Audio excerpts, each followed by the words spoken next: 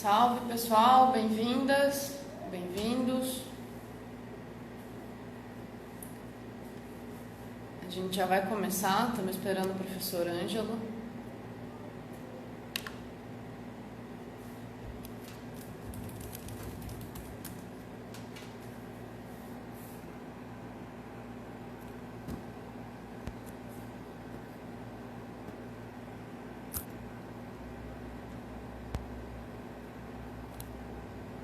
Bem-vindas e bem-vindos, essa é mais uma live da Temporalidades. Estamos aguardando o professor Ângelo entrar. Olá, professor. Boa noite, Carla. Tudo bom? Boa noite, bem-vindo. Tudo bem? Tudo ótimo. Consegue me ver, me ouvir? Consigo ver e ouvir Então bem. tá. Bem, se você conseguir abaixar um pouquinho a sua câmera para a gente conseguir ver melhor seu rosto. Tá. Isso, perfeito. Esse Ok. ângulo ficou maravilhoso. Tá bom. Ótimo. Professor, muito obrigada por ter aceitado o nosso convite. Essa é mais uma live da revista Temporalidades. O professor Ângelo, ele possui graduação, mestrado e doutorado em História pela Universidade Federal Fluminense, pós-doutorado pela Universidade de Lisboa e pela Universidade de Évora.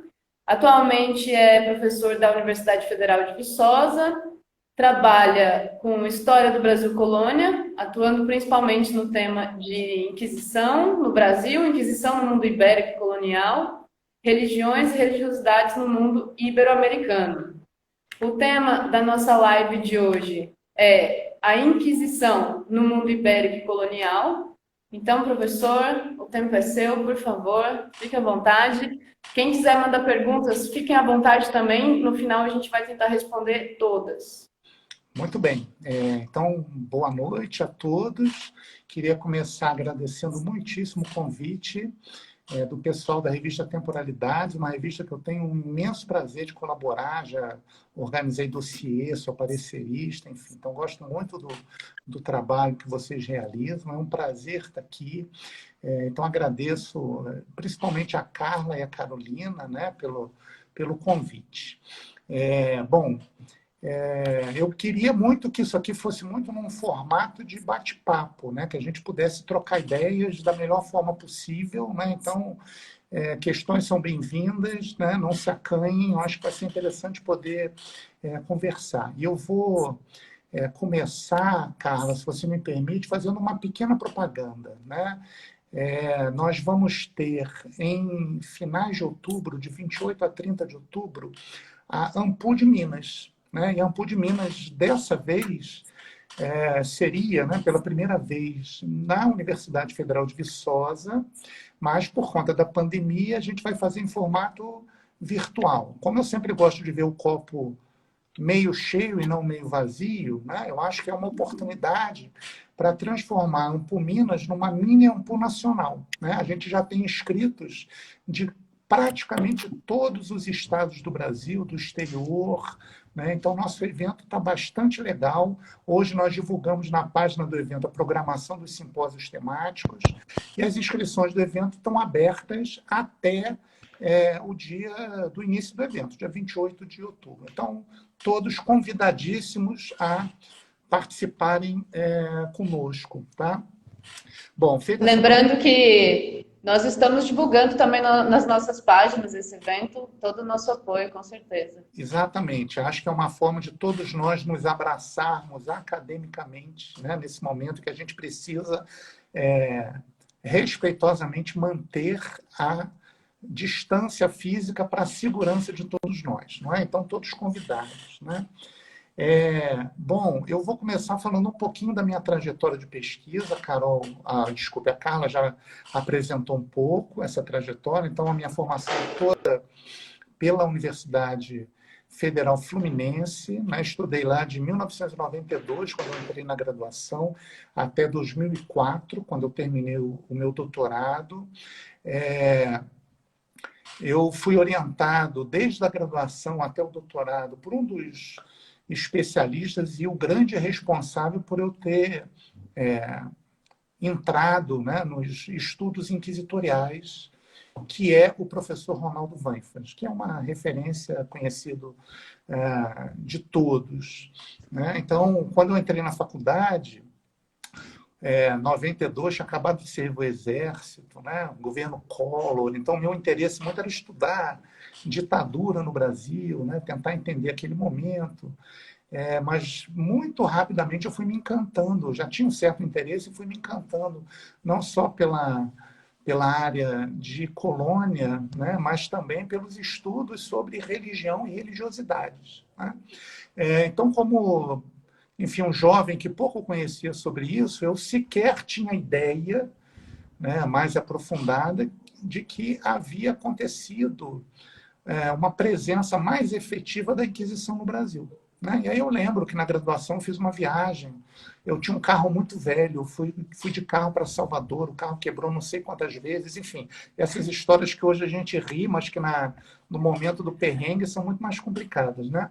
Mas, enfim, depois de muito quebrar, eu cheguei em Salvador, visitei um museu de arte sacra, fiquei encantadíssimo, e achei que eu tinha descoberto a pólvora, né? Tinha visto uma imagem de um santo em tamanho real, esculpido em madeira, e que tinha algumas marcas nos braços e nos calcanhares de grilhões. E, enfim, eu vi aquilo, fiquei impressionado.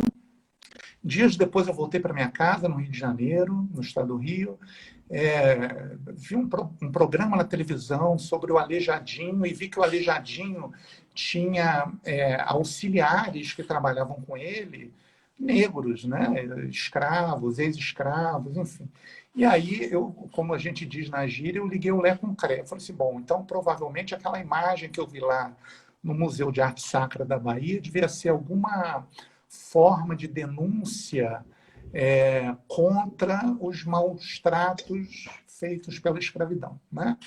E aí um dia eu estava na UF, no intervalo de uma aula, o professor Ronaldo Weinfels estava sentado num banquinho, comendo um sanduíche, eu com a maior cara de pau do mundo, sentei do lado dele, né? E comecei a contar essa história. E aí, perguntando se ele queria me orientar. Ele falou assim, olha, eu posso te orientar, ok, mas vamos lá, né? O que você conhece de arte sacra? O que você conhece sobre a história da escravidão? O que você conhece de história da África, de cultura e religiosidade africana, de religiosidade católica? Enfim, para todas as perguntas que ele fazia, a minha resposta invariável era um não. Eu não sabia nada, né? E aí ele virou para mim e falou assim, esse tema é muito interessante, mas talvez para você desenvolver num doutorado, quando você vai ter mais tempo para poder estudar isso a fundo. E aí ele virou para mim e falou assim, você tem interesse em estudar religiosidades no Brasil colônia, já que você veio com esse tema? Eu falei, tenho, claro que tenho. E aí ele puxou um livro de uma pasta que ele tinha, ele falou assim, olha, leia isso. Era um calhamaço, um livro de umas 800 páginas, né? E aí, Carla, pela primeira vez na minha vida, assim, claro que eu já gostava de ler, enfim, mas eu li aquele livro sem dormir. Eu levei 3 dias direto, sem dormir, para terminar de ler o livro. Simplesmente porque eu fiquei fascinado com o que eu encontrei ali, né? E que livro era esse? Eram as Denunciações e Confissões de Pernambuco, ou seja, um livro com as denúncias e confissões feitas na segunda parte, no segundo momento, da visitação inquisitorial ao Brasil. Então, literalmente, eu tinha descoberto o paraíso, né? Tinha descoberto uma quantidade espetacular de fontes, quando a rotina ainda era, mesmo na universidade, muitas vezes, se falar que era muito difícil estudar a colônia porque não tinha documentação, né? Então, aquilo para mim foi uma primeira grande surpresa, né? Descobrir tanta informação, tanta fonte, com tanta coisa interessante. E mais, e aí talvez seja bom, principalmente para quem não é da área, né? Desmistificar algumas visões. A primeira delas para além dessa ideia de que não existe documentação relativa ao período colonial, a ideia também de que a documentação da Inquisição só serve para estudar Inquisição ou vítimas da Inquisição. Claro que não, né? É uma documentação extremamente rica para se perceber uma série de questões sobre o cotidiano colonial, né? E aí, conforme eu fui mergulhando nessa documentação, fui descobrindo que havia outros livros, né, também sobre a fase baiana da visitação, comecei a ler aquilo tudo, comecei a buscar livros que tratavam do tema, e aí eu já adianto aqui, vou fazer umas propagandas de livro aqui, né, mas enfim, não é para venda, não é para o pessoal ler, Não, mas se pode interessar. fazer. Mas, enfim, Pode fazer. talvez os 3 grandes livros que me abriram caminho para pensar nesse interesse sobre a Inquisição são, em primeiro lugar, 2 clássicos para quem quer estudar a colônia, que são livros absolutamente incontornáveis, né? Necessários demais para a leitura. O primeiro deles, O Diabo e a Terra de Santa Cruz, da professora Laura de Melo Souza, que é uma referência absoluta nos estudos sobre religiosidade colonial. O segundo livro, né, do próprio Ronaldo Weinfels, escrito a par e passo junto com O Diabo e a Terra de Santa Cruz, ou seja, quando os dois faziam doutorado, né, fruto dos doutorados de ambos, que é O Trópico dos Pecados, aqui na sua 3ª edição, né, então tem outras edições anteriores a essa. Né? Esses 2 livros são um espetacular exemplo disso que eu dizia. Né? Não são livros sobre a Inquisição, mas são livros sobre o Brasil colônia, sobre a religiosidade colonial, que utilizam fontes da Inquisição para ajudar a construir esse panorama. Tá? Então, são iniciações fundamentais para quem quer estudar. Mas, no caminho da Inquisição em si, né, tem esse livro aqui, que é um livro de 1972, uma das grandes especialistas sobre Inquisição no Brasil, que é a professora Anita Novinsky, da USP, da Universidade de São Paulo, que publicou em 1972 Cristãos Novos na Bahia. Né? Esse, sim, é um livro que trabalha mais diretamente com a ação inquisitorial, né, em especial a perseguição aos ditos cristãos novos, ou seja, os cristãos que eram acusados, que eram descendentes de judeus e que muitas vezes foram acusados de judaizar secretamente ou de serem cripto-judeus. Né? Então, o maior número, já me adiantando aqui, o maior número das acusações e dos processos referentes à presença da Inquisição no Brasil sobre cristãos novos, indivíduos acusados de judaizar. Tá? Bom, e aí eu comecei a olhar essa documentação, né? Li esses livros, encantadíssimo também. Uma coisa vai puxando a outra, então você vai começando a construir toda uma bibliografia de referência. Né? Esse era um momento, né? Estamos aí por volta de 1993, 94, né? Estamos num momento em que os 2 grandes centros de estudos sobre a Inquisição no Brasil estão no eixo Rio-São Paulo. Né? A USP, com historiadores como Anita Novinsky, Leila Algrante, Laura de Melo Souza, né? Sônia Siqueira, que já tinha passado por lá, Eduardo França Paiva, etc. E o Rio de Janeiro, né? Principalmente a UF, com um grupo capitaneado pelo Ronaldo Weinfels. Né? Hoje, ainda bem, esse quadro mudou. Né? Ou seja, o que nós temos percebido nos últimos 20 anos é um crescimento não só dos estudos sobre Inquisição em número, mas também em temáticas. Depois eu vou falar disso, né? Mostrar o que vem sendo produzido, né? As novidades no campo, digamos assim.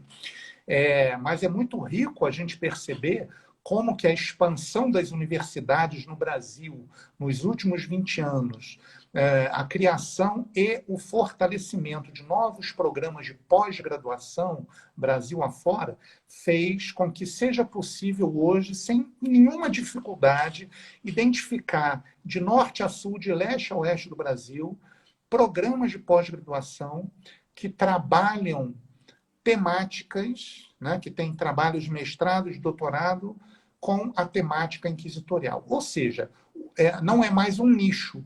Né? Isso não só por conta do aparecimento, do crescimento desses programas de pós-graduação, mas também, obviamente, por conta da tecnologia. Né? Muito provavelmente, daqui a alguns anos, a gente vai conseguir dimensionar o lado positivo, e acreditem, né, nesse momento que a gente vive hoje, né?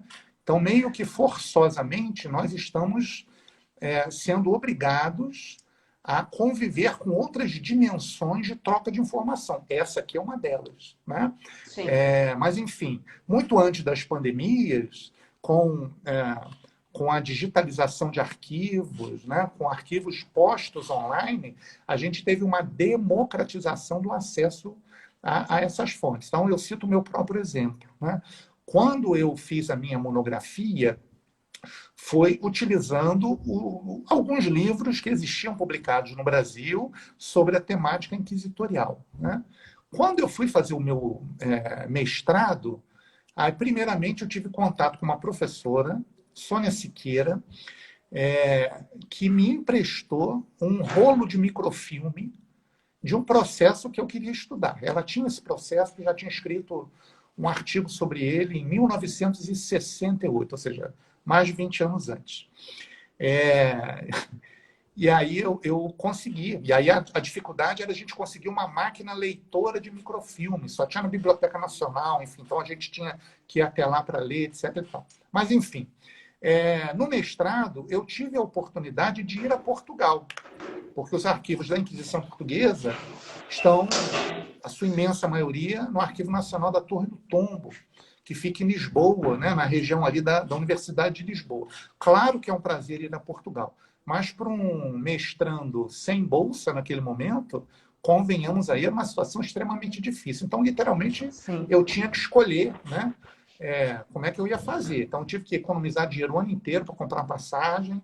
Então, lá eu tinha que escolher se eu almoçava ou se eu jantava, ficava nos lugares mais baratos para dormir, enfim. Então, todo aquele perrengue Sim. que todo mundo conhece. E na Torre do Tombo, né, a gente tinha o acesso direto aos documentos. E aí parecia cena de desenho animado, né? Quando a gente vê aquele desenho que a pessoa vai levantar uma página de um livro, de um documento, e as letrinhas caem do papel, era isso que acontecia. Me dava uma agonia pegar um documento de 500 anos, você virar a página assim e ele desfazer na sua frente. Então a gente evitava ao máximo, né? E aí, para conseguir ler o documento, a gente tinha que pedir ou para eles microfilmarem, que era caríssimo, porque a gente tinha que fazer uma cópia para a gente e pagar uma cópia para eles, daqueles que ainda não eram microfilmados. Uhum. Ou, no momento anterior, como a primeira vez que eu fui, a gente podia ainda xerocar. Então, fazer uma fotocópia do processo. Eu tenho várias aqui ainda que eu trouxe de lá, né? Aí vem a loucura de se acostumar com a letra, etc.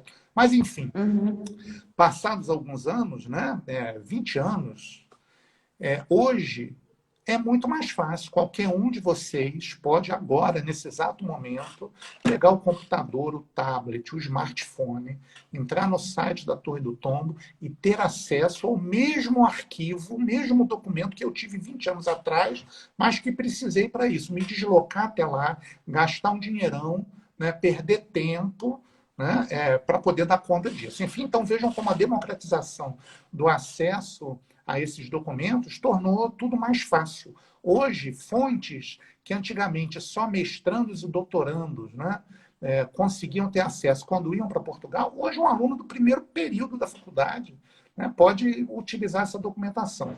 Então, isso, minha cara, é muito bem-vindo, porque é uma forma de democratizar a pesquisa. Para além disso, a internet também nos propicia contatos com pessoas do mundo inteiro, né? Então, a gente consegue trocar informações com pesquisadores que podem ler um artigo que você publicou hoje, amanhã, ou 5 minutos depois, no Japão, na China, em Portugal, enfim, qualquer outro lugar do mundo. Então, isso é muito bem-vindo e causa até situações interessantes. Uma delas é o seguinte: eu, no meu mestrado, eu estudei um personagem, daqui a pouco eu vou falar dele, eu tinha o paradeiro dele por conta do processo inquisitorial. Só que o processo inquisitorial fez com que esse indivíduo fosse liberado do cárcere e recebesse licença para ir de Portugal para a Espanha. Ou seja, a minha informação sobre ele acabava ali, né?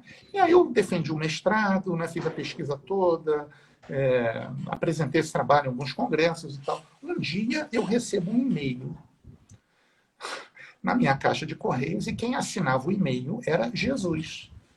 Assim, Jesus. Mas não era qualquer Jesus, né? Obviamente não era o Jesus de Nazaré, né?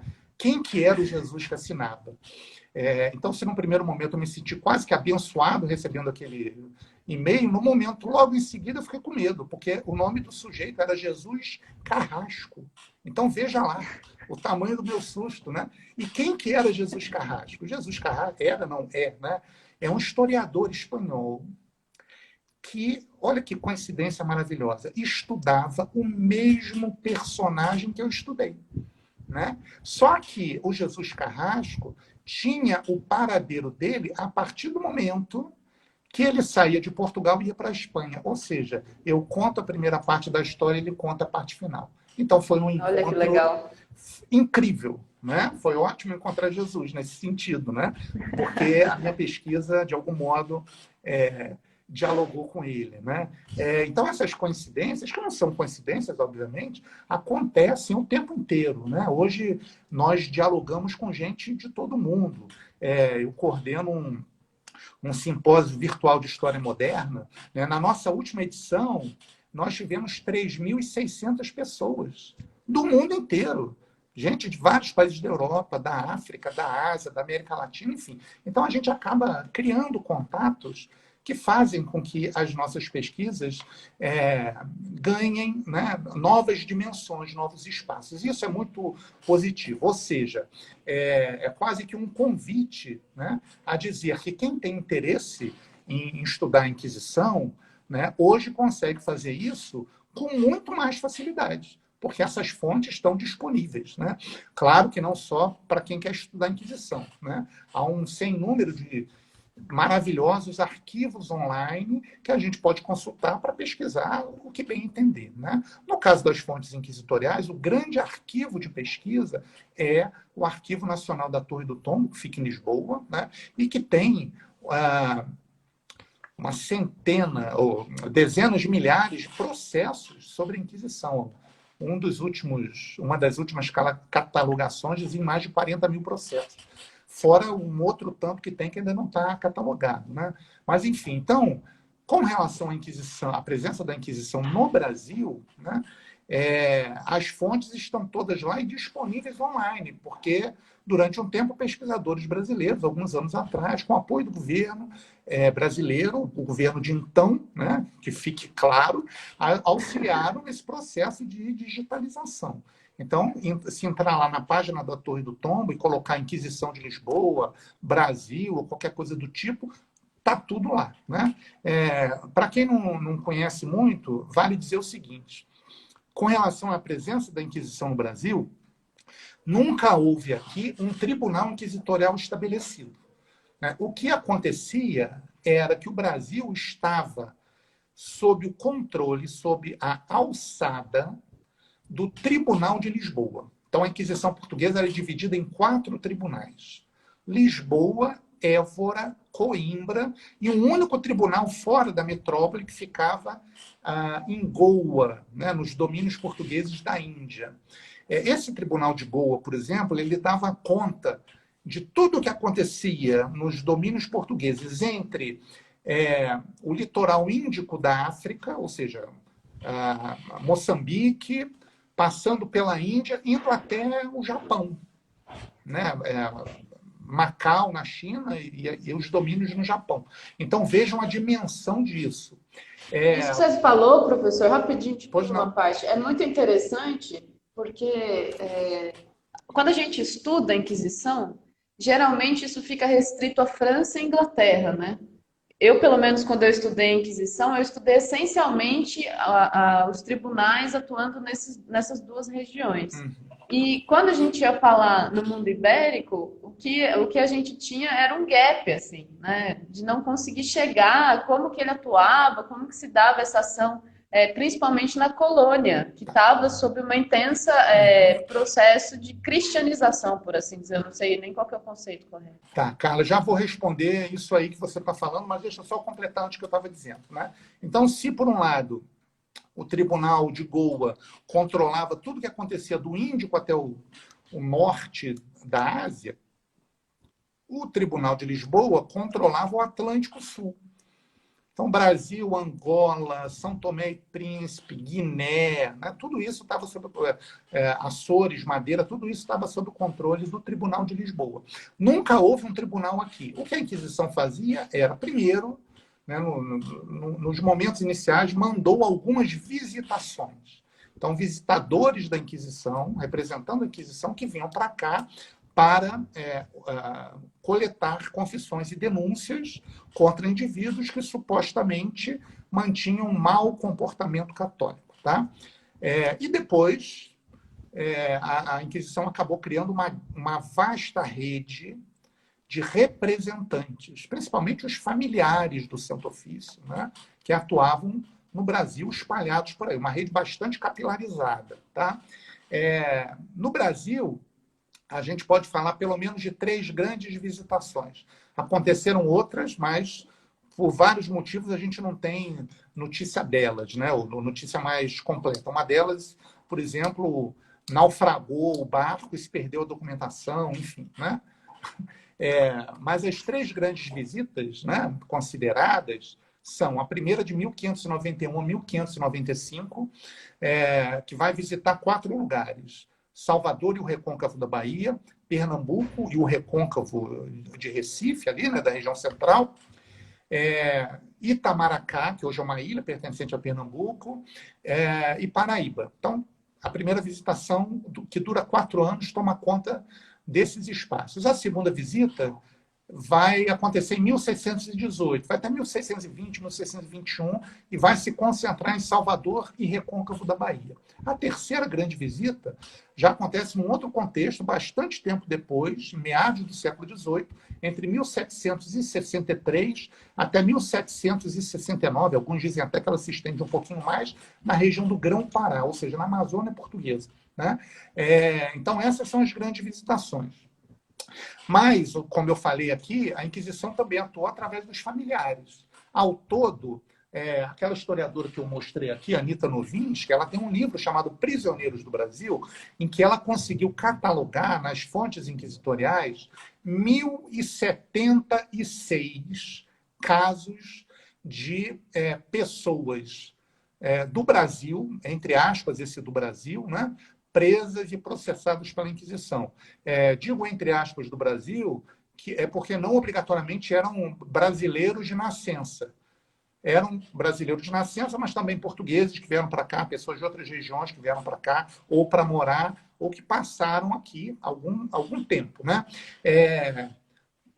Aí eu já não vou lembrar, mas se eu não me engano, são 778 homens e 298 mulheres. Né? Ou seja, a Inquisição... Mais homens. Mais homens do que mulheres. Né? Pelo próprio contexto da colonização também, né? Enfim, do fato de ter menos mulheres brancas, digamos assim. Né? A Inquisição vai perseguir os católicos e tal, os cristãos, então não vai entrar nesse número aí, em grande parte, os indígenas, os africanos, só com exceções basicamente, tá? Mas eles foram perseguidos também, professor? Foram perseguidos também, tá? Foram perseguidos também, mas o limite de ação da Inquisição é quem é oficialmente católico, tá? A questão no Império Português existia desde 1497 a implementação do monopólio católico, ou seja, por isso o problema do tal do cristão novo, que nada mais é do que um antigo judeu que foi batizado em pé para poder continuar ali, né? Ou cristão novo de Mouro, né? Que é a mesma coisa com relação aos islamizados, que oficialmente viravam católicos, mas no segredo do lar, dentro das suas casas, entre amigos, normalmente continuavam a manter as práticas religiosas de antigamente. Por isso, acusados de praticarem ocultamente as suas antigas religiões. Daqui a pouco eu volto para falar nisso, mas eu vou entrar na sua questão. Né? Talvez a gente pudesse separar em 2 grandes momentos da Inquisição. Uma coisa é a Inquisição medieval e outra coisa é a Inquisição moderna. Né? Talvez isso que você está falando esteja mais ligado à ideia da Inquisição medieval. Você citou, por exemplo, o caso da França. Né? Então, na França tem 2 casos clássicos. Um deles é o caso dos cátaros, né? da heresia dos cátaros, né? Ou albingenses, aqueles acusados de uma tentativa de voltar a um cristianismo primitivo e tal, que a igreja foi em cima deles. E o mais célebre de todos, que é o caso da Joana d'Arc. Né? Mas, enfim, a Inquisição medieval ela não é estruturada como a Inquisição moderna. Ela tem uma atuação muito mais pontual, né? E, às vezes, mais agressiva. Ou seja, na Inquisição medieval, radicalizando um pouquinho, mas é assim, lá naquela cidade tem um sujeito que é herege, então vamos queimar a cidade inteira. Né? Então vamos resolver aquilo ali. Um grande exemplo da Inquisição medieval, que não é um exemplo factual, mas ficcional, né? Mas que é um grande exemplo para todo mundo, é um livro do Humberto Eco, O Nome da Rosa, que depois virou um filme, né? Agora virou uma série de TV, enfim. Então, acho que é um caso bastante conhecido. A Inquisição moderna ela já funciona numa outra estrutura, e basicamente em 3 grandes impérios ou reinos, né? Os reinos ibéricos, Portugal e Espanha, e a Itália. Tá? Então, a Inquisição moderna acontece basicamente nesses 3 lugares, cada uma com as suas especificidades e com seus tipos de perseguição. Né? Mas a Inquisição está muito ligada nesse momento, no caso espanhol, por exemplo, uma própria necessidade. Ela é criada na Espanha em 1478, em Castela, né? Não existia ainda Espanha, como uma necessidade até de se criar uma norma, uma unidade religiosa dentro daquele espaço. Então, ela é um dos elementos utilizados pelos reis católicos, né, nesse processo de unidade territorial do reino, de língua, de religião, que vai permitir, em 1492, a criação da Espanha como nós entendemos hoje. Né? No caso de Portugal já é diferente. A Inquisição vai ser criada em 1536. Né? Uma das causas disso é que quando os espanhóis unificam seu reino, eles, em 1492, eles acabam expulsando os judeus do território. E muitos vão a pé para Portugal, devido à proximidade territorial, à longa fronteira seca. Né? Então, tem relatos e mais relatos do sofrimento dessas pessoas, tendo que largar suas casas, suas riquezas, caminhando, morrendo no caminho, nascendo no caminho, né? Mas, enfim, indo para Portugal. A ponto de Portugal, na virada do 1500, né? Ou seja, na época que o Cabral está chegando aqui, Portugal possui, segundo as estimativas, né, por volta de 150 mil judeus, de uma população total de 1 milhão de pessoas, ou seja, 15% de uma população. Mesmo hoje, se a gente for pensar, qual é o país, tirando Israel, por motivos óbvios, que tem na sua formação, né, na sua população, 15% de população judaica? Não. Então, isso já dá muito peso do impacto, da influência dessa presença judaica na cultura portuguesa. Em vários elementos a gente encontra isso e, consequentemente, também aqui no Brasil. Né? A Inquisição é criada em Portugal em 1536. A colonização do Brasil, efetivamente, começa em 1532. Ou seja, quando a Inquisição funciona em Portugal, começa em Portugal, muitos cristãos novos, com medo de perseguição, fogem de lá. Né? Muitos vêm para cá achando que aqui vão encontrar maior tranquilidade para continuar nas suas práticas, além, obviamente, dos interesses econômicos, né? Julgavam que poderiam enriquecer, etc. E tal, né? Mas o fato é que o Brasil, mesmo não tendo um tribunal estabelecido, né, ele despertava a atenção da Inquisição. Não a ponto de se instaurar um tribunal aqui, isso se tentou algumas vezes, mas não foi à frente, mas a ponto de tentar controlar as práticas dessas pessoas que aqui estavam. O que a Inquisição efetivamente perseguiu no Brasil? Né? Então, se a gente olhar a documentação dos 2 primeiros séculos, pelo menos, até meados praticamente do século XVIII, a grande questão para a Inquisição aqui no Brasil vai ser o tal do criptojudaísmo. Né? Então, 80% da documentação, né, envolve denúncias de práticas judaizantes. Né? Para além delas, outras coisas, obviamente. Desvios sexuais, né, dos mais diversos tipos, né? Desde bigamias, pessoas que não eram casadas oficialmente na igreja, mas que dividiam o mesmo teto, sexo fora do casamento, sexo não pelas, digamos, vias normais, né? Enfim, sexo anal, coisas do tipo. Uhum. Tudo isso era perseguido pela igreja, a ponto da gente ter os mais diversos relatos, né, que aos nossos olhos hoje soam como absolutamente, enfim, incríveis, de tão absurdos. Né? Tem um Sim. relato de um sujeito que fala assim, olha, eu mantive relações sexuais pelo vaso traseiro, pelo ânus, né? Mas é porque eu estava bêbado, enfim, então vim aqui me desculpar e tal, não estava com meu juízo, fiz algumas vezes isso e tal. E aí, depois, num determinado momento, ele falou assim, a minha parceira tinha 5 anos. 5 anos. Então, Caramba! e aí o que o inquisidor chama atenção, fala assim, olha, da próxima vez não beba. Evite beber. Então, veja como é um outro Que mundo. Né? Ou loucura seja, isso! É a outro questão da universo mesmo. infância não é, obviamente, a mesma que para nós. Né? Então, isso em um momento foi contextualizado dessa forma. O caso mesmo que eu estudei, né, não era um caso de questões sexuais, né? Enfim, tem outras também, feitiçarias ou práticas mágico-religiosas, etc, etc.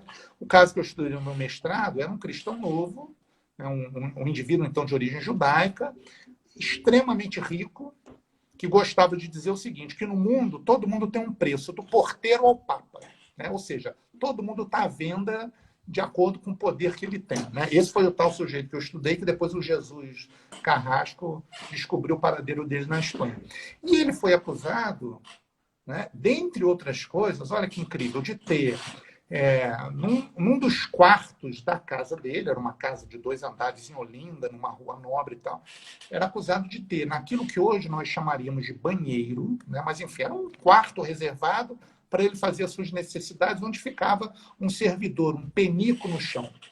E um pedreiro que estava fazendo obra na casa dele disse que, ao invés desse sujeito urinar no pinico, ele urinava num crucifixo que ficava na parede em cima do pinico.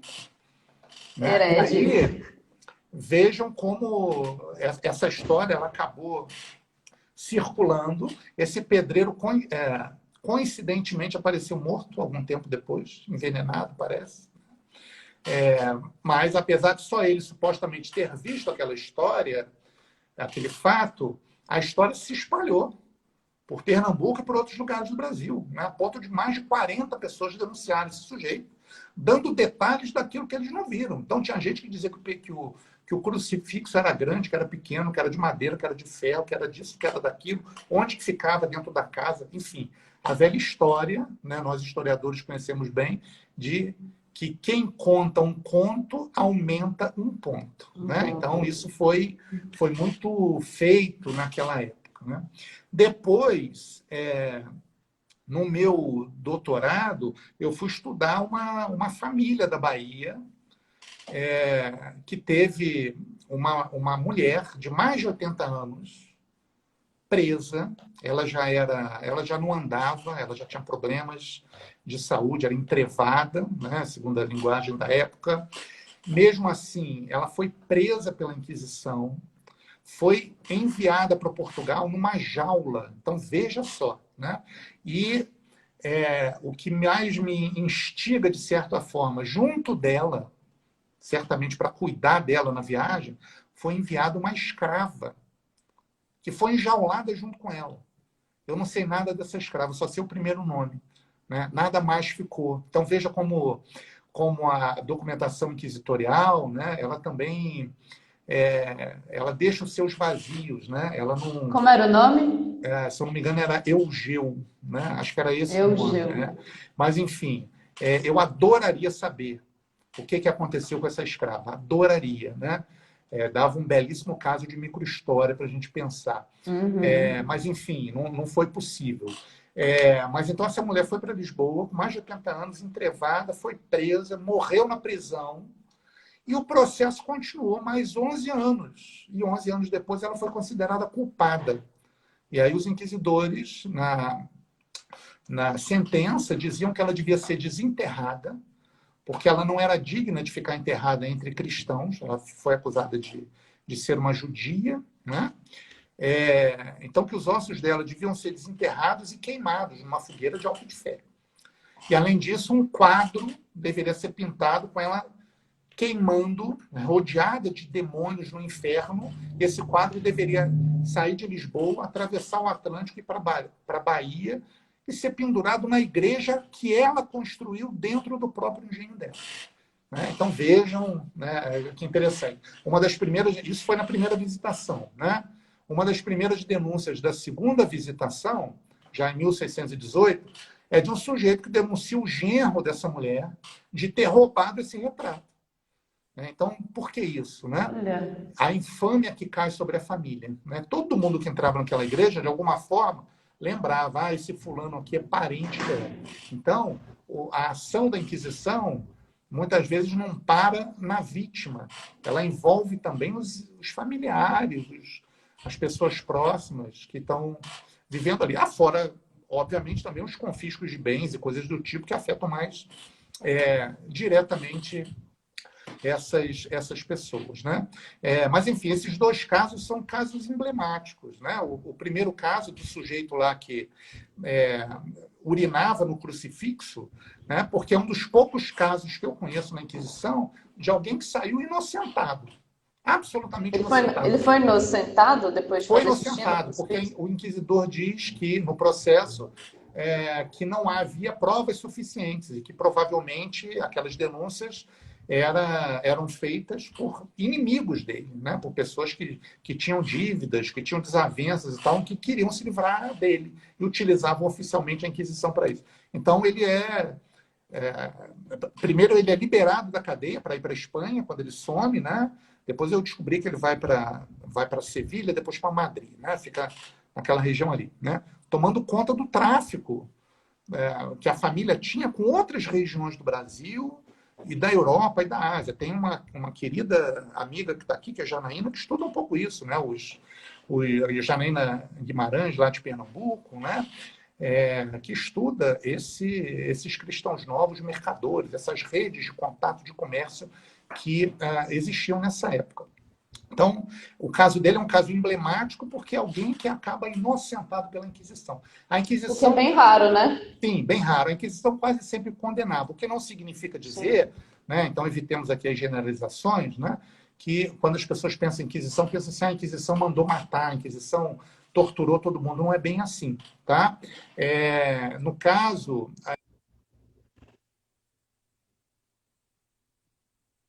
condenava, mas às vezes a rezar um Pai Nosso, a na igreja não sei quantas vezes por mês, né? Enfim, a se confessar de tanto em tanto tempo. Né? Então, nem sempre as penas eram tão graves quanto a gente imaginava. Né? Mesmo desses 1.076 processos referentes ao Brasil, são menos de 30, não lembro o número exato, não sei se 22, 28, né? Os que são efetivamente condenados à morte. E mesmo desses, né? Alguns já estavam mortos, alguns foram queimados em estátua, ou seja, a pessoa fugiu, sumiu, não se sabe o paradeiro, queima-se um boneco, ou uma imagem, né, que representasse aquela pessoa. Né? Claro, se queimasse um já era gravíssimo, né? Mas Sim, não foram claro. 76 os queimados. Então é necessário que a gente compreenda o contexto. A Inquisição é uma instituição violenta, mas nem de longe ela é a mais violenta das instituições do período moderno. Né? A bem dizer, né, oficialmente a Inquisição nunca matou ninguém. Porque o que ela fazia era, quando percebia que o caso era muito grave, ela enviava o caso, o réu, para o braço secular, ou seja, para a Justiça do Estado. Sim. Só que a Justiça do Estado é assim, se a Inquisição mandou para a gente, é tão grave, que não há outra coisa a fazer a não ser queimar o sujeito. E aí ele era condenado à fogueira. Tá? Enfim, então esse primeiro caso emblemático de um indivíduo que foi inocentado, e o segundo caso também emblemático de uma mulher de mais de 80 anos, que mesmo morta, né, o processo continua e 10 anos depois, 11 anos depois, ela é morta novamente, né? Agora a partir dos ossos, da memória. Então isso dá uma dimensão, né, dessa ação maquiavelicamente didática que a Inquisição tem sobre essas pessoas, não é? Porque Mas, me parece, quando você diz assim, vamos matar alguém que já está morto, é muito uma questão de vamos deixar uma lição para os vivos, né? Claro, a Inquisição ela tem um sentido didático muito grande, né? Em toda a sua estrutura dá para se pensar muito isso. Ou seja, no bom exemplo que precisa ser dado pelos representantes da Inquisição. Então, quando eu falei aqui que a Inquisição, por exemplo, criava uma rede de familiares, ou seja, de representantes na colônia, né? Comissários e familiares que representavam a Inquisição, essas pessoas precisavam ser reconhecidamente idôneas. Então, elas passavam por um seríssimo processo, né, de avaliação dos seus currículos. Se tinham já praticado algum crime, né, ou se eram, se dentro da família tinha alguém já condenado pela Inquisição, se elas próprias já haviam sido condenadas, se eram cristãs novas, ou seja, se tinham mácula sanguínea, enfim, uma série de questões. Um ex-orientando meu, aqui da Universidade Federal de Viçosa, depois foi estudar isso na UFOP, depois, desculpe, na UFJF, depois na UFOP, que é o Luiz Fernando Rodrigues Lopes, né? Assim como ele, o Aldair Rodrigues, que é um outro querido amigo, pesquisador de Inquisição, estuda, né, como que esses familiares, no caso deles, estudam mais aqui os casos de Minas, né? Como esses familiares era disputado, né, e era bem analisado essas tentativas de entrar no rol de representantes do Santo Ofício. E, obviamente, isso significava uma ascensão, né, de status social muito grande. Ou seja, a Inquisição está dizendo que eu sou um homem de bem, né? Então, isso dava uma moral, digamos assim, para esse indivíduo dentro daquela sociedade. Mas tudo isso que eu estou falando, Carla, já caminhando aqui para o... Parece que vai dar um travo aqui daqui a pouco, né? Quando dá uma hora de Vai, mas aí a atenção, gente né? começa de novo, porque tem algumas Tudo bem, mas questões, eu também tenho várias. mas só para dar um exemplo rápido aqui, eu acho que é bacana a gente pensar o seguinte: como que essa temática de Inquisição ela tem sido extremamente desenvolvida.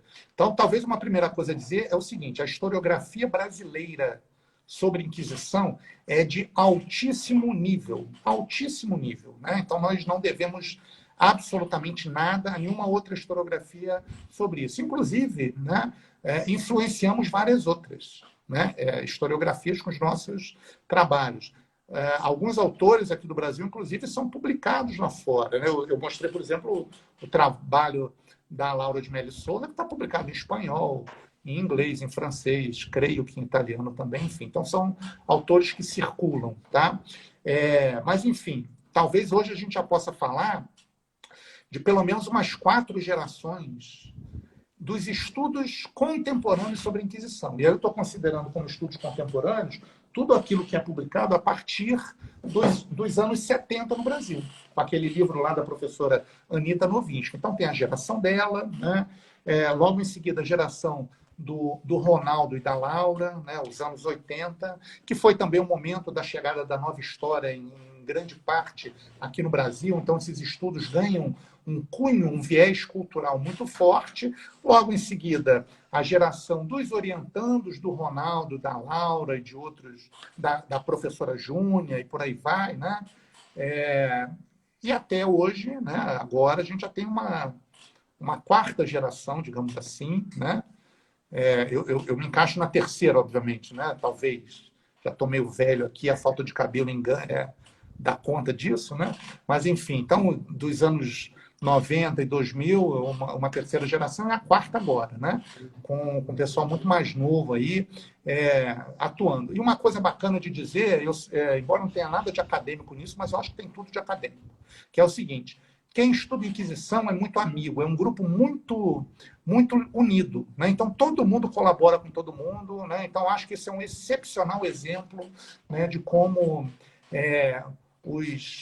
os orgulhos, as vaidades intelectuais, pelo menos na área da Inquisição, em grande parte, são deixados de lado. Há uma harmonia, né, uma colaboração muito grande com todas essas pessoas que estudam. Isso eu acho que é extremamente positivo. A gente também pode pensar em áreas diferentes de estudo, né? Se lá no começo nos anos 60 e 70, né? Tinham historiadores pensando em estudar um pouco da estrutura da Inquisição, né? Depois o que vai ganhar força são chamados estudos de caso, que é um pouco isso que eu acabei de falar aqui, né? De estudos sobre determinados processos, personagens ou certos tipos de crime e tal, né? De culpa. Isso continua forte, né? Mas hoje a gente volta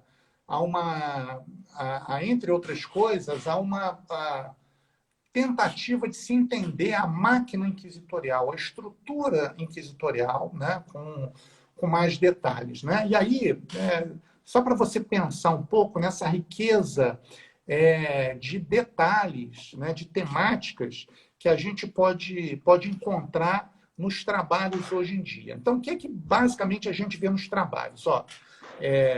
São temas, né, atuais.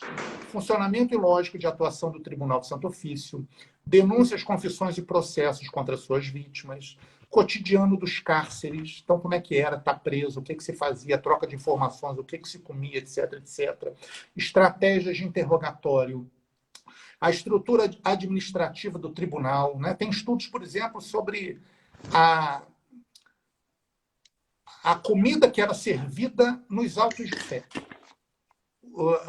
Os confeiteiros que forneciam doces para o Tribunal do Santo Ofício. Então, vejam uma temática absolutamente diferente. Né? Estratégia de interrogatório, já falei, estrutura administrativa, biografias, formação e trajetórias de funcionários e vítimas da Inquisição, visitações e representações do Santo Ofício espalhados pelo mundo, né? Pelo espaço ibérico e colonial, discussões e ações de aliados e críticos da Inquisição, monitores, correspondência interna e externa dos inquisidores, regimentos e documentação administrativa, a especificidade de atuação da Inquisição nos mais diversos espaços e dos vários tribunais existentes, as listas dos autos da fé, representações iconográficas, desenhos sobre a Inquisição, né? Pinturas, né?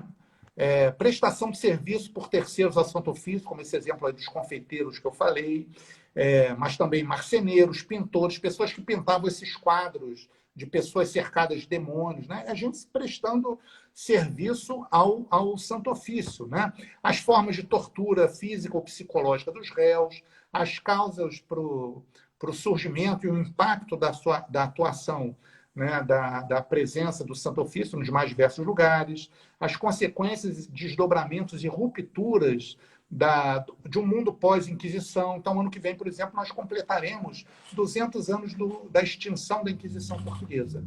Né? Mas a gente ainda vive aqui situações em que algumas pessoas que deveriam cuidar das leis do Brasil dizem assim, olha, eu não tenho provas, mas eu tenho convicção. Não é? Então, que é a mesma coisa, né? Isso é um pouco da lógica inquisitorial também. Ou seja, tem uma infinidade de possibilidades. Afora, pensar em outras lógicas, né? E como que a Inquisição é representada em outros espaços. Filmes, tem vários. Agora, há pouco tempo atrás, saiu, por exemplo, um filme sobre o Menóquio, que é o personagem principal do Ginsburg, no Queijo e os Vermes, né? Mas, enfim, então há filmes variados, romances, jogos de videogame, né? Então você tem jogos sobre o nome da Rosa, Inquisition, né? Enfim, você acha muita coisa por aí. Já teve série de televisão, história em quadrinho, fora aberrações. Então, por exemplo, tem uma clínica de bronzeamento artificial que tem o nome de Joana d'Arc. Então, vejam, né? Um bronzeamento artificial, o grande símbolo do bronzeamento é uma mulher que foi queimada na fogueira. Então, que loucura. Ou restaurantes com o nome de Santo Ofício, loja de surfwear com o nome de Santo Ofício. Enfim, então, aberrações de todo tipo. Tem, para quem quiser procurar na internet, tem um bonequinho, uma tirinha em quadrinhos da Peppa Pig, né? Com o telefone na mão, dizendo assim, alô, é do Santo Ofício, eu queria denunciar um herege. Então, vejam como muitas vezes se comenta coisas, inclusive tirando do contexto e fazendo com que as pessoas acabem tendo uma visão absolutamente equivocada né, sobre o que é a Inquisição. Professor, a gente vai precisar encerrar essa live porque ela vai cair. Ok. Mas a gente vai começar outra, porque tem várias perguntas aqui. Esse tema ele é muito legal. E aí, então, eu convido todo mundo que está assistindo a voltar. E a gente volta agora em menos de um minuto. Beleza? Então, muito obrigada. Até logo.